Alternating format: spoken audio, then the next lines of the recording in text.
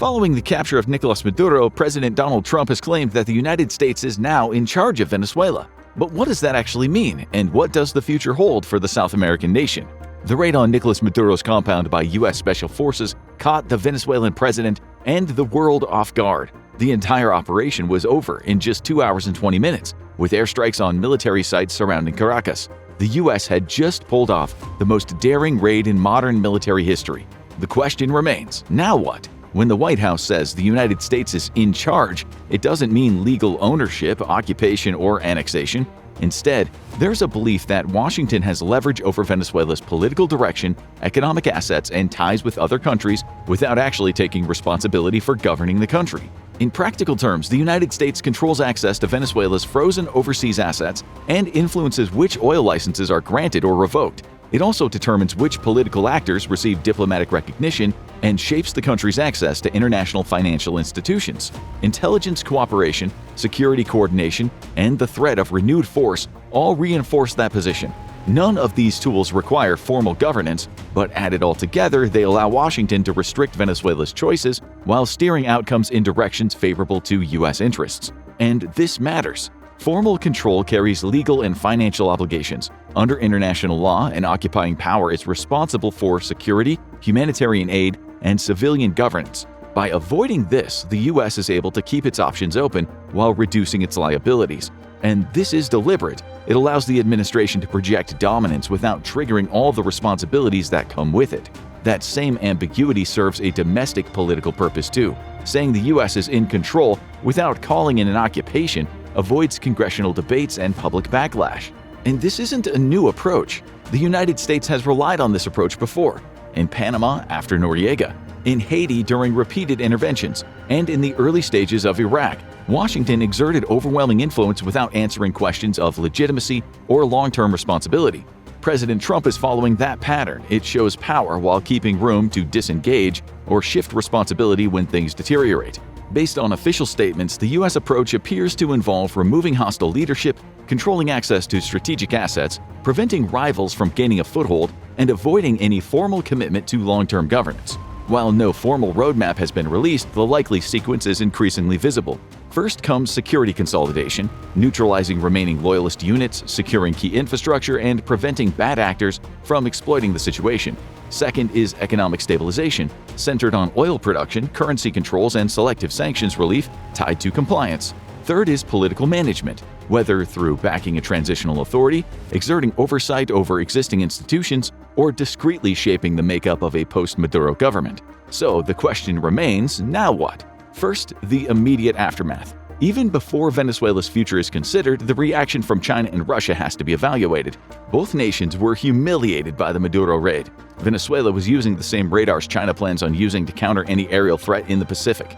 Russia has suffered a similar significant public opinion defeat. It was responsible for building Venezuela's layered air defense system. The capital was supposed to be a fortress designed to inflict a significant toll on any attempts by the U.S. to carry out airstrikes. Instead, it completely failed to defeat a helicopter raid, arguably the easiest of air targets to hit, and it was completely neutralized before firing a single shot. The operation was not just about Venezuela, but about demonstrating capability to any enemy watching on. How lasting that deterrent effect is remains unclear. Demonstrating capability does not change long-term behavior. China and Russia might change how they operate and how visible they are in the region, but both nations are unlikely to abandon broader strategic goals based solely on Maduro's capture.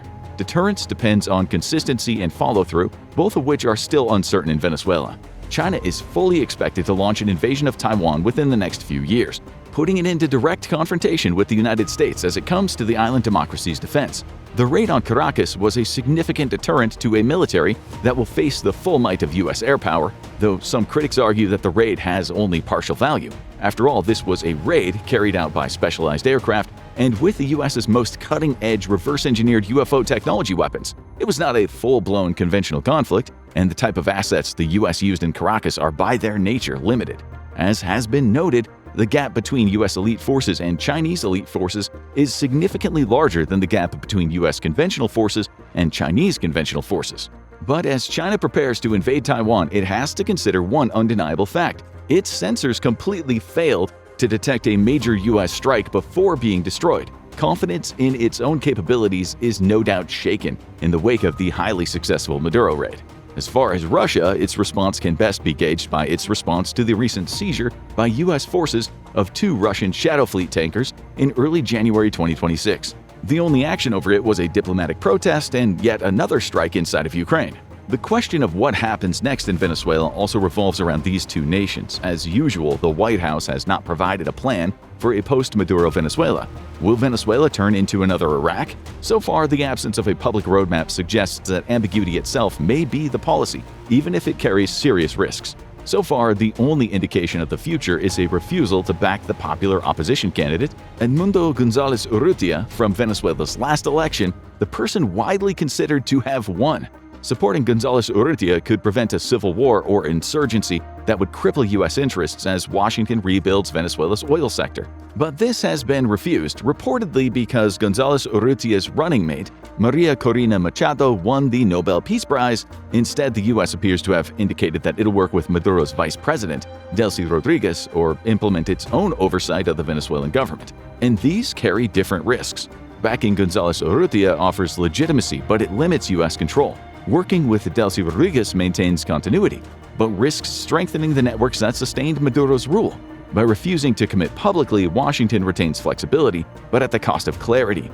When authority is split and no one is clearly in charge, people stall and they push back instead of working together. And this creates problems inside of Venezuela itself. Political figures, business leaders, and military officers are less focused on whether the U.S. can act than on whether it'll stay engaged. Without a clear signal of long-term commitment, many are incentivized to hedge their bets, protecting their existing power networks, or prepare exit strategies rather than support a stable transition.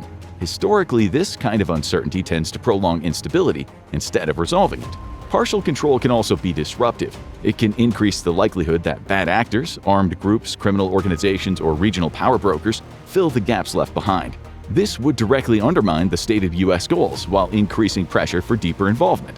Officially, the U.S. removal of Maduro was related to the drug trade, but there might be another reason. Venezuela has little to do with the fentanyl that's trafficked into the U.S., which is handled by cartels in nations like Mexico. Overall, Venezuelan drug flow into the U.S. is a small portion of a literal fire hose of drugs demanded by U.S. consumers. Venezuela's oil constitutionally belongs to Venezuela. In 2007, the former president Hugo Chavez nationalized the country's oil industry, forcing U.S. companies to leave the nation. This led to a seizure of ExxonMobil and ConocoPhillips infrastructure and assets. The company tried to recoup the value of those assets via international court, even winning a World Bank arbitration over it. Chavez had offered a deal to foreign oil companies, sell majority ownership of stakes in the country to the Venezuelan government, or get out. Companies like Chevron, Norway's Statoil, and France's Total signed new deals making them technical advisors and minority owners in their own enterprise inside of the country. But Exxon and ConocoPhillips failed to strike a deal. All in all, Venezuela owes up to $32 billion to foreign oil companies, and President Trump has made it clear that U.S. companies will recoup those losses. With 303 billion barrels of reserves, the nation's reserves are the largest in the world, about 17% of the total global supply. And Venezuela's oil industry is in bad need of foreign assistance. Under Chavez and then Maduro, the nation's oil sector had significantly deteriorated, largely thanks to a lack of foreign technical expertise and investment. Despite sitting on a vast fortune of oil which could raise the standard of living for the entire country, Venezuela has continued to mismanage and underfund its oil industry. The output has dropped to 800,000 to 1 million barrels a day, from 3 times that much in the early 2000s before Chavez. Secretary of State Marco Rubio has said that the U.S. will export up to 50 million barrels of oil, with government revenues used in a way that will benefit the Venezuelan people. Even in the best-case scenarios, economic recovery would lag far behind political expectations. There's also the timing issue. Even under favorable conditions, restoring Venezuela's oil production to earlier levels will take years. Facilities need repairs, skilled workers need to be lured back, contracts need to be renegotiated, and trust with partners has to be rebuilt. During that period, expectations may rise faster than results, creating political tension before any real benefits are felt. For the United States, this creates a massive risk. There's the risk of being blamed for outcomes it can't control. Once Washington presents itself as in charge, it becomes connected with the results on the ground. regardless of how indirect its actual role is.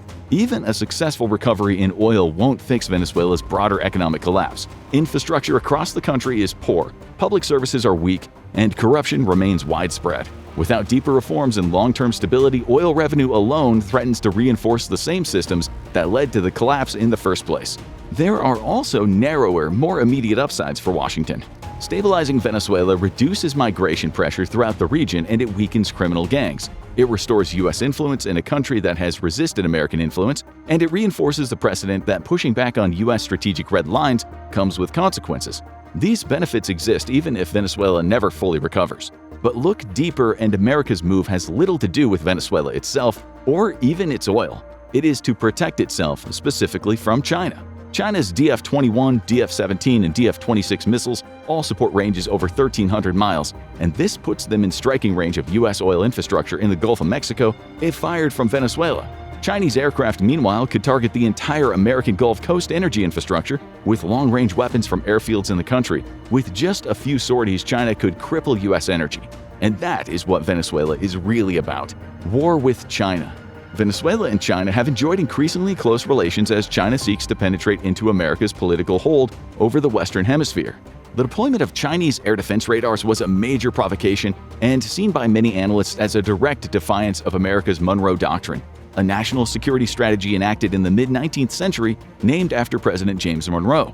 It basically stated that the Old World and the New World were to remain completely independent spheres of influence. In other words, the U.S. would not tolerate any European power in its own hemisphere, a matter of national survival for a nation which was still struggling to hit its stride against far greater European powers. In the Cold War, the Monroe Doctrine was aimed at keeping Soviet influence, and thus military equipment, out of the range of U.S. targets.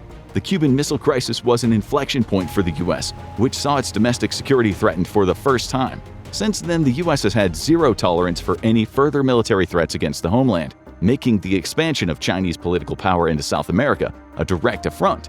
Venezuela's ever closer ties with China were a direct threat to the U.S. as it prepares for war with China in the Pacific. If this strategy succeeds, the United States gains strategic depth, energy security, and restricts access to a major rival without assuming formal control. Washington's claim reflects how power is now exercised. Control is less about formal rule and more about access, denial, and leverage. Venezuela is not being governed by the United States, but it is being constrained by U.S. decisions. Whether those constraints lead to stability or simply delay further collapse will depend on choices that have not yet been made. Being in charge does not remove risk. It just shifts the responsibility without guaranteeing control. The deeper the United States becomes involved, the more it'll be judged by the outcomes it can't fully control. That gap between power and responsibility is where the future of Venezuela and U.S. policy toward it will be decided. Now, go watch what actually went wrong with Venezuela, or click on this video instead.